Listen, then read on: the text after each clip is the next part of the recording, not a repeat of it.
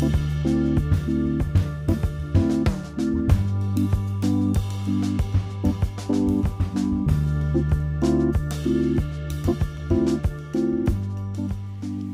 alors comme ça vient d'être dit, on vient d'assister au cours des dernières années à un véritable effondrement de notre commerce extérieur.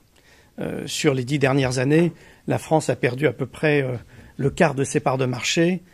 Si on avait simplement maintenu le rapport qu'il y a entre les exportations françaises et les exportations allemandes d'il y a 10 ans, eh bien, on aurait aujourd'hui un PIB qui serait de 150 milliards d'euros supplémentaires.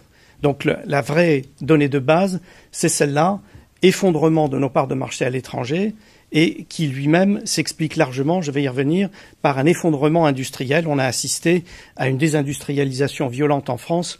Au cours des 10 dernières années, l'industrie ne représentant plus que 13% de la valeur ajoutée. Or, l'industrie, c'est très important parce que c'est ce qui explique, en général, en moyenne, les 3/4 des exportations. Et c'est également important parce que ça explique à peu près 85% de l'effort de recherche. Alors, la vraie question, c'est pourquoi cet effondrement industriel et pourquoi cet effondrement des parts de marché? Alors quand on regarde de près, on constate que la dégradation de la situation de la France est similaire sur toutes les géographies et sur toutes les gammes de produits. C'est-à-dire qu'il y a vraiment eu un phénomène macroéconomique d'ensemble. On a assisté à un véritable affaissement de l'économie française dans sa capacité à se projeter à l'extérieur au cours des 10 dernières années. Alors, comment expliquer cela et est-ce que c'est important? Comment expliquer ça? On a déjà eu un début d'explication dans le propos liminaire. La France a une structure d'entreprise assez particulière. La France est en fait une économie duale. C'est-à-dire c'est à la fois un pays de très grandes entreprises, mais qui ne tire pas le tissu économique français, et c'est à l'autre extrémité une poussière de petites entreprises. Et donc, cette hypertrophie à la fois en haut et en bas de la distribution est l'une des premières explications. C'est une première explication. Pourquoi? Eh bien, tout simplement parce que quand on regarde l'évolution des grandes entreprises au cours des 10 dernières années, et si on s'intéresse notamment à un secteur comme le secteur de l'automobile, les grandes entreprises françaises font leur croissance hors de France. Ils n'investissent plus en France, et ils commencent même à sortir une partie de leurs grandes activités de France dans les domaines de services aux entreprises liés à l'activité industrielle. Et donc ça, c'est un phénomène particulièrement important, et on le voit dans le cas de l'automobile, où la France a choisi un développement qui passe par des développements extérieurs de filières entières de production, là où l'Allemagne, par exemple, a été capable de faire une segmentation de la chaîne de valeur et de garder un ensemble de fonctions sur le territoire, ce qui fait que globalement, le taux d'activité du secteur en Allemagne est beaucoup plus élevé qu'en France. Donc du côté des très grandes entreprises, non seulement elles ne développent pas leur base productive française, mais en plus, bien entendu, elles exercent des pressions très fortes sur leur tissu de sous-traitants, sur leur tissu de sous-traitants nationaux. À l'autre extrémité, les petites entreprises, les petites et moyennes entreprises et les fameuses ETI manquantes. Or là, qu'est-ce qu'on constate? On constate un élément intéressant. Quand on compare la France et l'Allemagne au cours des 10 dernières années, on ne constate pas de différence importante au niveau global de l'investissement du secteur industriel français par rapport au secteur industriel allemand. Il y a des petites différences, mais pas fondamentales.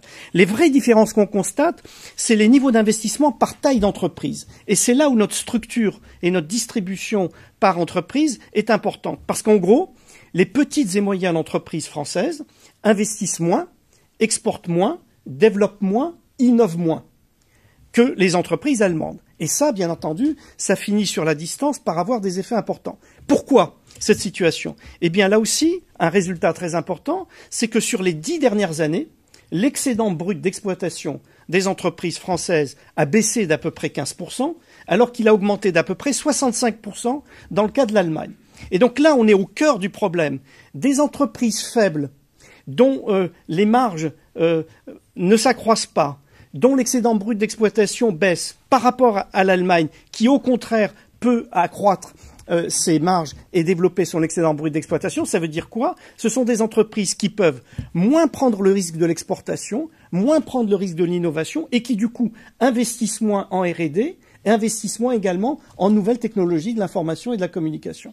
Et donc là, on a cette situation qui est particulièrement claire et qui explique, à mon avis, largement le décrochage des 10 dernières années. Alors j'ai commencé par insister sur l'industrie, mais vous allez me dire pourquoi vous faites une fixation sur l'industrie. Après tout, on est dans un monde où ce qui se développe le plus et ce qui devrait être le facteur de spécialisation d'un pays comme la France, c'est le high-tech d'un côté, et d'un autre côté, ce sont les services sophistiqués aux entreprises. Alors justement, on avait pensé que ce modèle de l'évidement du cœur manufacturier avec un déploiement vers l'amont des nouvelles technologies, du high-tech et un déploiement vers l'aval, vers le service des entreprises, pouvait constituer un modèle de développement pour les pays de l'OCDE.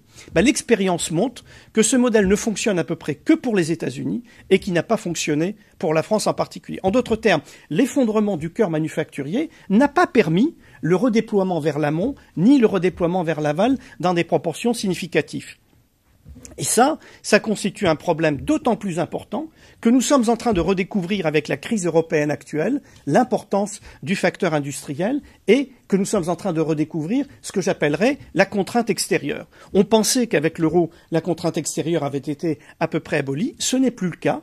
À la base, au cœur de la crise européenne, de la crise de la zone euro que nous connaissons actuellement, il y a ce grand écart qui est en train de se creuser entre des pays du nord de l'Europe qui sont industriels, exportateurs, qui accumulent des excédents, et d'un autre côté le sud de l'Europe qui a un déficit de balance courante qui s'aggrave. Et ça a un impact direct non plus sur le taux de change comme avant, ce qui se réglait par des dévaluations périodiques, mais ça a un effet sur les spreads de taux et sur l'acceptabilité de la dette des différents pays européens. Et donc, pour nous, il y a maintenant une véritable exigence qui est de restaurer les conditions de la compétitivité, ne serait-ce que pour nous donner encore un avenir dans la zone euro. Et ce que je suis en train de dire doit inciter effectivement à prendre à bras-le-corps la question de la réindustrialisation et du développement de la compétitivité des entreprises françaises. Alors, comment faire cela?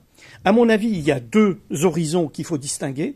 Il y a un horizon de court terme et un horizon de moyen long terme.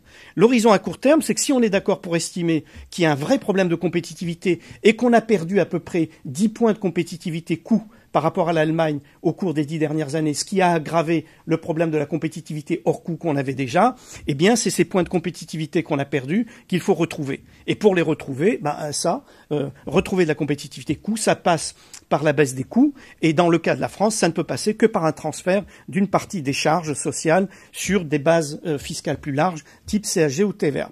Ça, c'est à court terme, c'est ce fameux choc d'offres qu'il faut provoquer pour restaurer la compétitivité des entreprises avec toute une série d'autres mesures d'environnement économique plus générales que je n'ai pas le temps de développer. Et puis pour ce qui est de l'horizon de moyen long terme, c'est bien entendu les investissements à faire dans le domaine de l'enseignement supérieur, de la recherche, de l'innovation. Il y a un certain nombre de choses qui ont été faites et dans la redécouverte de la politique industrielle et même de la politique industrielle sectorielle. Et là aussi, il y a un certain nombre d'actions à envisager. Mais je dirais, paradoxalement, sur les choix de politique de moyen et long terme, il y a déjà des options qui ont été prises. La vraie question maintenant, c'est sur le choc de compétitivité, c'est sur le choc d'offres qu'il faut se concentrer. Voilà, et je termine avec 1 minute de plus, là.